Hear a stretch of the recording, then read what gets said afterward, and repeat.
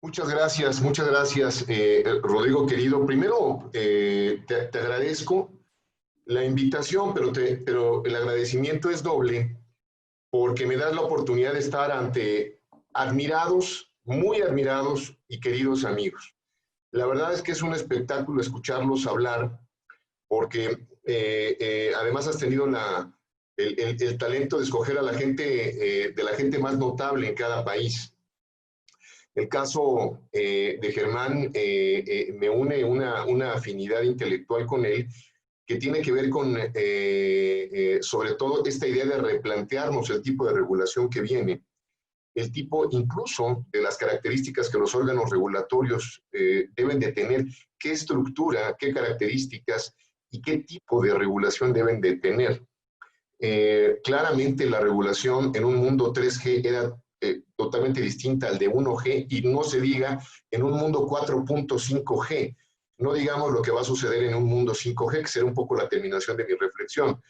En el caso de Manuel, que es sin duda alguna uno de los hombres más respetados por su visión regulatoria, pero sobre todo por una visión propositiva y conciliadora en América Latina. Patti, mi querida Patti, que es una joven y notable abogada, entusiasta, que ya ha tenido sus primeras grandes batallas en el mundo regulatorio, no solamente en su país, sino incluso fuera, en el caso específicamente de Perú. Y el caso de Enrique Carrier, que sin duda alguna pertenece a esta espectacular y escénica horizonte de pensamiento digital argentino. Enrique por sí solo representa uno de los analistas más respetados en la región. Entonces, la verdad es que a mí me distingue mucho tu invitación, Rodrigo, y además, y lo único que te critico y que te tengo que señalar es que me dejaras acá, porque mientras los escuchaba hablar, he tenido que eliminar y eliminar y eliminar láminas de mi presentación, porque han tenido la enorme capacidad no solamente de anticiparte a muchas reflexiones, sino también de destruir muchos de mis planteamientos ahora. Entonces, ni hablar, ya reduje como a 5 o 6 láminas mi presentación, pero voy a tratar de mencionar finalmente algunos de los puntos que ellos han señalado. Nuestra materia es compleja, Rodrigo. Nuestra materia es compleja porque más bien afortunadamente nos presenta un reto intelectual. Y el reto intelectual es abordar un fenómeno del conocimiento desde muy diversas perspectivas. Ese es un tema epistemológico, pero como finalmente nos citaste aquí en Flaxo, tenemos la capacidad y tenemos la oportunidad de hablar entonces desde una perspectiva también epistemológicamente multidimensional. Porque Germán tiene esta enorme capacidad de razonar desde lo económico, Manuel desde la parte tecnológica, ¿no? Aunque también económica, por supuesto, y Patti, que es una abogada, Enrique, que habla muchos lenguajes, también el económico, el jurídico, el de política pública. Pero es que es así nuestra materia. Yo no podría, y aquí comparto, voy a compartir mi mini presentación ahora con ustedes. Por supuesto, soy abogado y entonces tengo que presentar un enfoque también desde lo jurídico, pero lo que nos pasa a los abogados es que un abogado del sector, de nuestro sector, que no habla el lenguaje tecnológico está perdido. Un abogado que desde el lado, desde nuestro sector, que no hable desde el lado económico y que no sepa leer estados financieros, que no tenga la capacidad de interpretar estados financieros, inversiones, utilidades y valuaciones, pues está perdido en nuestro sector. Un abogado que no tenga la capacidad de razonar derecho comparado en nuestro sector, pues también está claramente fuera de nuestro sector. Y un abogado que no tenga la capacidad de poder comprender la política pública comparada, pues también está fuera de nuestro sector. Perdón, ¿la pantalla se ve completa? ¿Sí? Perfecto. Entonces, en esa lógica, nuestra materia se tiene que analizar, la regulación y la política pública se deben de entender desde un aspecto multidimensional. Ahora, el tema al cual nos invitaste a hablar es el concepto de servicio público y el acceso universal. Mira, Rodrigo, y perdón que me refiera mucho a ti, pero es que tú fuiste el provocador de esto. Entonces, el tema del concepto de servicio público es uno de los conceptos más apasionantes en el mundo, en el mundo jurídico. Lo primero que te enseñan en derecho administrativo es el concepto jurídico de derecho público. Y a mí me apasiona estudiar el concepto de servicio público en materia comparada. Germán hizo una espléndida revisión del marco del servicio público en la legislación colombiana. De hecho, yo les debo de decir a la audiencia que nos está viendo que cuando se elaboró la Ley de Telecomunicaciones de México, en alguna de las primeras versiones de la Ley de Telecomunicaciones de México, copiamos el concepto de órgano autónomo constitucional que existía en aquella época para el antiguo órgano regulador del audiovisual que estaba en la Constitución y el concepto de servicio público, porque las telecomunicaciones en mi país eran un servicio de interés público, no un servicio público. Y es importante ir acotando todos estos conceptos, porque a lo largo de las distintas regulaciones en América Latina transitamos de servicio público, servicio de interés público, servicios esenciales públicos, y no necesariamente son lo mismo. Hay una característica básica en los conceptos de servicio público que tiene que ver primero con el carácter universal del servicio, en segundo lugar, que es un servicio permanente, constante, con características de calidad específicas y características esenciales de entrega. Esto más o menos está en casi todas las regulaciones que tenemos en América Latina. Pero además el concepto de servicio público ha evolucionado a lo largo de la regulación de las telecomunicaciones. Quiero recordarles que a principios del siglo pasado, en 1910, 1915, surge la Radio Communication Commission, que fue el primer órgano regulador de las comunicaciones en el mundo, específicamente para algo, para regular la interconexión entre las empresas de telecomunicaciones que empezaban a existir a principios del siglo pasado.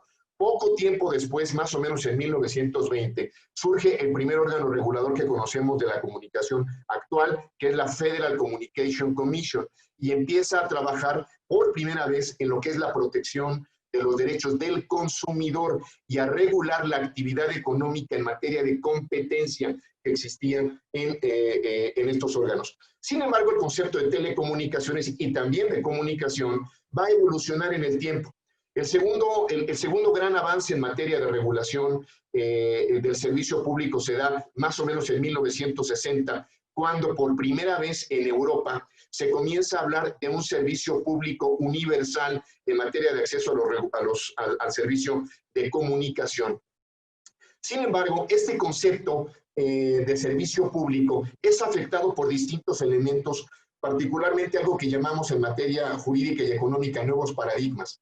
Hay un filósofo muy importante, Jürgen Habermas, que por primera vez es un filósofo de la Escuela de Frankfurt, que dice que cuando un hecho en la sociedad, una creencia en la sociedad, una conducta en la sociedad, tiene la capacidad de afectar lo económico, lo tecnológico, pero sobre todo lo jurídico y lo social, estamos enfrente de un nuevo paradigma. Y sucede que desde hace 30 años nuestro sector ha sido afectado por distintos paradigmas que ahora afectan el concepto de servicio público.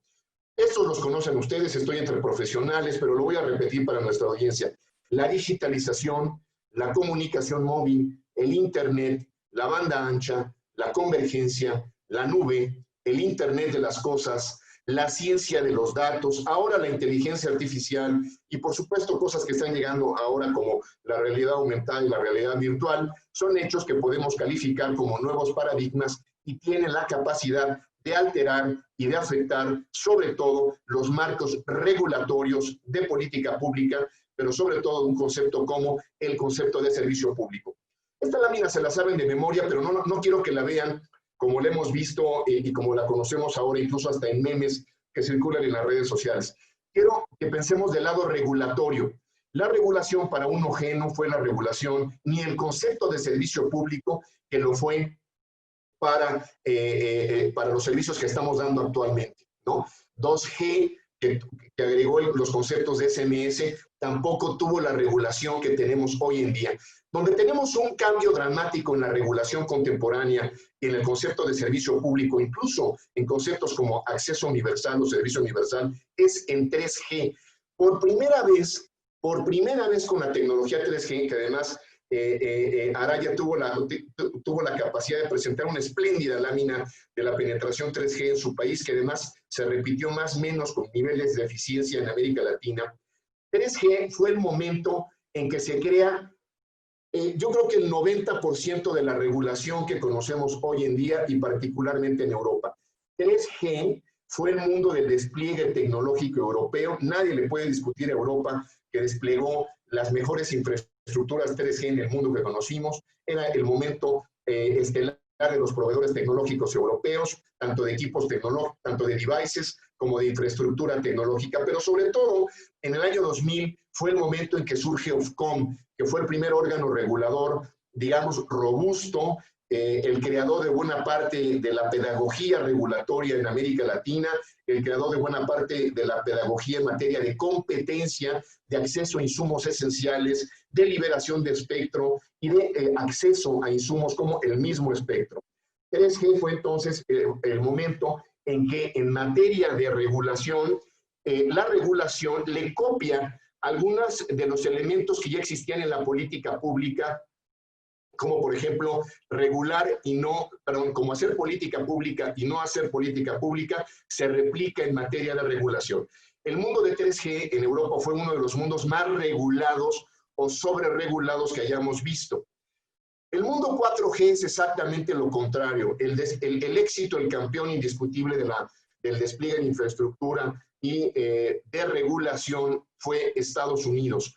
4G deja abandonado buena parte de las prácticas regulatorias europeas y en Estados Unidos se decide regular tan intensamente como se regula en Europa, no regulando. Es decir, a cada acto jurídico y administrativo de regulación europeo venía un estudio para no regular la misma situación en los Estados Unidos. Aquí empezamos a tener un contraste de mundos regulatorios totalmente distintos, donde América Latina además se queda también de manera pendular. Buena parte de la regulación latinoamericana viene del mundo todavía 3G. Escasamente en el 2013 tuvimos algunos cambios en marcos legislativos, particularmente en México, en España y en Ecuador. En el 2013 los países que cambiaron sus marcos regulatorios y jurídicos fueron justamente México, Ecuador y España, y no necesariamente todos en un buen sentido, pero digamos que fueron los más recientes. Hasta ahora los casos de Colombia el año pasado y de Brasil a principios, los primeros 3 meses de este año. Pero en Estados Unidos entonces toman la escuela de no regular. Por supuesto, la situación regulatoria en Estados Unidos es absolutamente distinta. Ustedes recordarán que hace 20 años las empresas más grandes del mundo eran las empresas de infraestructura de telecomunicaciones, y en este momento las empresas más grandes del mundo son justamente los productos, las nuevas especies digitales derivadas del mundo 5G, que fue un mundo global, mercados globales y muy poca regulación, particularmente en nuevas áreas que antes no veíamos en un mundo 3G y poco en 4G, que es el mundo de la protección de datos, y también en el mundo de la protección del consumidor. Por supuesto, el mundo 5G trae retos regulatorios distintos y por supuesto van a afectar el concepto de servicio público de una manera distinta. ¿Cuál es el problema que tenemos hoy en día y al que nos enfrentan los marcos jurídicos y los marcos de política pública y los marcos regulatorios actuales? Las fronteras entre las materias se están separando, se están colapsando. Yo recuerdo cuando estudiaba en la Facultad de Derecho de la UNAM, y además me da mucho gusto ver que por ahí está un querido amigo del público, Oscar González, que también es abogado, que nos enseñaban en la facultad de estudiar de manera independiente Derecho Informático, Derecho de las Telecomunicaciones y Derecho de la Radiodifusión. Pero sucede que en este mundo 4G, 4.6, y no se diga en el mundo 5G, las fronteras entre las materias ya se colapsaron. Pero no solamente entre las áreas de telecomunicaciones, tecnologías de la información, o incluso en el mundo de los contenidos audiovisuales y de la radiodifusión. las fronteras entre estas tres áreas ya se colapsaron prácticamente, pero también se han colapsado con el mundo de la propiedad intelectual, con el mundo de la protección de datos, con el mundo de la protección al consumidor y también en materia de competencia. Por ejemplo, tenemos hoy en día una nueva generación de derechos fundamentales y constitucionales que compiten y además están en tensión permanente con el mundo del derecho de la competencia. Por ejemplo, hace un momento mencionaba Germán el caso de México, donde hacia afuera podría pensarse que es lo mismo una empresa preponderante que poder sustancial de mercado, y no es lo mismo. En México existe la regulación en materia de competencia y con poder sustancial de mercado, es decir, el derecho de la competencia, pero existe un régimen especial único en el planeta que se llama preponderancia. Eso no existe. Personalmente creo que es una abominación, pero bueno, por lo pronto existe ahí, y no es lo mismo que poder sustancial de mercado. Entonces, prácticamente las materias han venido a colapsarse, generando incluso confusión y ya evidentes contradicciones en materias. Una de ellas es en materia, ya el conflicto que empezamos a ver entre derechos humanos y derecho de la competencia. En el 2012, la Comisión de Derechos Humanos de las Naciones Unidas emitieron un acuerdo donde se reconoce como un derecho fundamental el derecho de acceso al Internet. Este es un acuerdo muy importante que 15 países de América Latina suscribieron. Hasta el día de hoy tenemos a 15 países que lo han suscrito. Ahora bien, ¿esto es derecho vigente o derecho positivo en nuestros países? Depende. Esencialmente hay un sistema que es el sistema garantista, un sistema constitucional garantista que sostiene que todos aquellos acuerdos internacionales que los países suscriban son parte del derecho positivo, o incluso todos aquellos derechos humanos universales son parte del derecho positivo de cada país.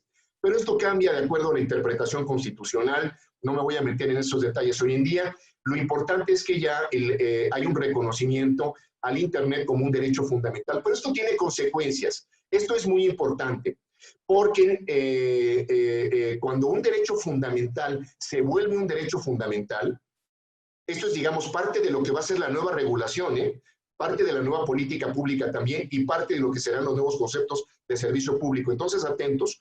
Cuando un derecho fundamental lo es, primero es universal, segundo, es indivisible a otros derechos humanos como la salud, la educación, la cultura, ¿no? Son interdependientes y son programáticos. Esto es un principio jurídico universal. Aquí no tenemos ningún conflicto de interpretación. Pero para que un derecho fundamental pertenezca a un sistema garantista, se debe de garantizar con política pública. Si no hay política pública que garantice esos derechos fundamentales, entonces no se están protegiendo esos derechos fundamentales en los órdenes jurídicos de nuestros países. Incluso si hay política pública que va en contra, limita o conculca estos derechos fundamentales, esa política pública puede ser excluida del orden constitucional, del orden jurídico de nuestros países. Es decir, si hay alguna regulación mal diseñada que atente la viabilidad económica de las empresas de telecomunicaciones, eventualmente puede salir del orden jurídico de nuestros países. Entonces, todos estos son nuevos criterios que empiezan a enriquecer nuestra materia en el mundo en el que estamos viviendo hoy en día. Aquí están algunas de las características que les mencionaba. Los derechos humanos son universales, indivisibles, interdependientes y programáticos. Esto es muy, muy, muy importante. Lo que sucede ahora es que en el mundo digital, como lo vemos, tenemos un estado donde podemos decir, yo sostengo, que existe entonces un bienestar digital. Las redes de telecomunicaciones ahora, que se han prestado a partir de la infraestructura digital que los operadores de telecomunicaciones han garantizado, y sobre todo también la regulación y la actividad del Estado inteligente, han permitido que por primera vez podamos medir algo que no sucedía antes. Podemos en este momento medir el nivel de protección y de tutela jurídica sobre los derechos fundamentales que se ejercen en las redes. Antes no podíamos hacerlo. A mí siempre me ha apasionado ir a nuestros eventos. Soy, junto con unos queridos amigos que son Mauricio Agudelo, Sebastián Cabello, Pablo Bello, creador del TLC. Y durante los últimos años hemos podido medir siempre económicamente todo, los accesos, las brechas de acceso, las brechas de adopción, fija, móvil, las velocidades, pero por primera vez estamos ante un momento en el que podemos empezar a medir también la protección de derechos fundamentales en las redes. En este momento la infraestructura digital de América Latina nos ha permitido medir la protección de la libertad de expresión, el derecho a la información, estas redes garantizan la libertad de prensa, la transparencia, el acceso a la información pública, datos abiertos, y además han permitido ejercer derechos fundamentales que ya existían, pero que no los habíamos visibilizado: el trabajo, la educación, la cultura, la salud y la seguridad. Y hemos podido habilitar de manera más poderosa el comercio digital, la inclusión financiera, la competitividad, la innovación y participar de mercados globales. Pero además podemos medir estos servicios en una nueva generación de derechos digitales que se miden ya no solamente a nivel federal o a nivel de los grandes países, sino a nivel municipal y local. Municipal o local con las provincias, departamentos o con las alcaldías, municipalidades o cantones de toda la región, de toda América Latina. ¿Qué sucede? Olvídense la palabra 5G. Vamos a pensar en un mundo digital. Lo que sucede hoy en día es que para pensar la regulación, la política pública y conceptos como servicio público, tenemos que pensar en un nuevo ecosistema que se ha venido a enriquecer de manera distinta. Primero, tenemos integración de materias, tenemos nueva infraestructura, por ejemplo 5G, ustedes lo saben, para los especialistas y para los colegas, tenemos una nueva generación de arquitectura tecnológica. Es decir, 5G no es nada más velocidad y menos latencia. Eso sería una manera muy torpe, muy básica de hablar de 5G. 5G en realidad tiene una nueva arquitectura de infraestructura donde tenemos cloud, edge computing, virtualización de redes, tenemos cómputo, supercómputo, tenemos una serie de elementos que no existían en infraestructura, pero también de servicios TIC.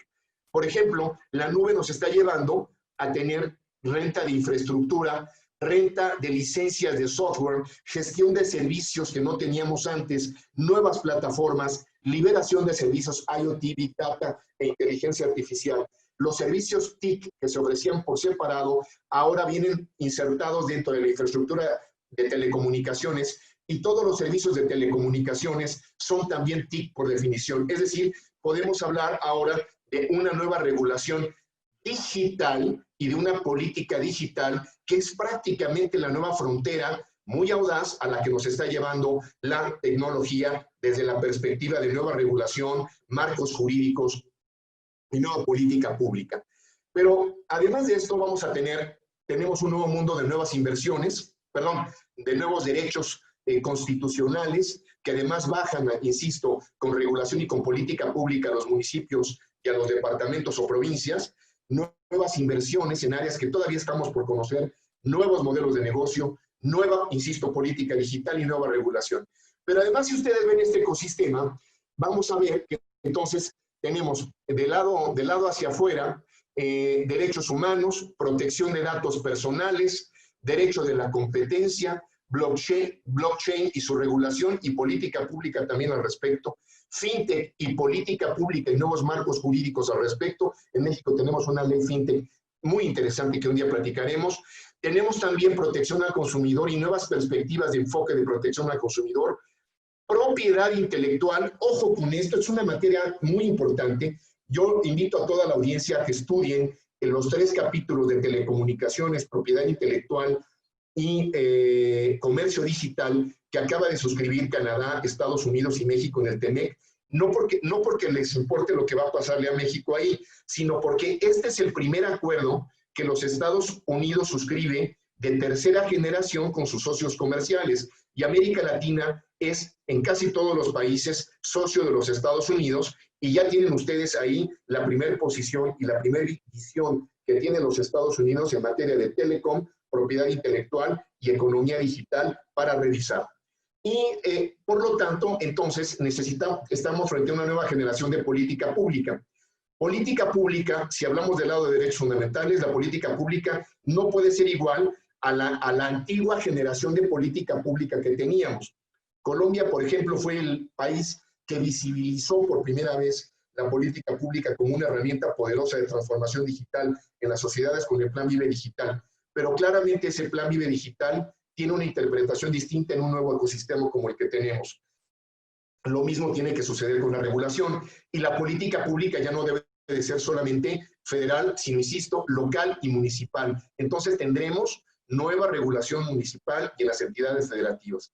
Y este es entonces el nuevo, me parece a mí, mapa al que nos vamos a enfrentar para poder hablar y para poder comprender el nuevo reto al que nos enfrentamos. Por eso insisto en que recupero las muy inteligentes palabras de mis colegas que me precedieron, donde todos coincidieron en mencionar, al igual que en la política pública, regular es regulación positiva, pero también no regular es regulación.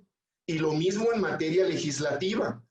Poner cierto tipo de marcos jurídicos definidos es, por supuesto, parte de las atribuciones de un poder legislativo, pero no incorporar cierto tipo de legislación para permitir que el órgano regulador lo realice es también positivo. Es decir, la ausencia a veces de una legislación o de un párrafo es una legislación positiva. Y este es el mundo al que nos estamos enfrentando y por la cual entiendo que nos invitaste a hablar, mi querido Rodrigo. Y solamente para terminar, ya no me voy a extender, estamos ante un mundo entonces donde tenemos que repensar la nueva legislación al tenor de nuevos derechos fundamentales para crear nueva política pública y regulación especializada. Por ejemplo, en materia de política pública, vamos a necesitar ahora ya no solamente política pública federal, como los decía, sino incluso política digital especializada, política digital para la salud, la agenda digital para la salud, política digital para la educación, la agenda digital para la educación, política digital para la cultura, para la agricultura, para la economía, de manera específica, sectorial. Con esto termino. Muchas gracias y ha sido un placer estar con ustedes.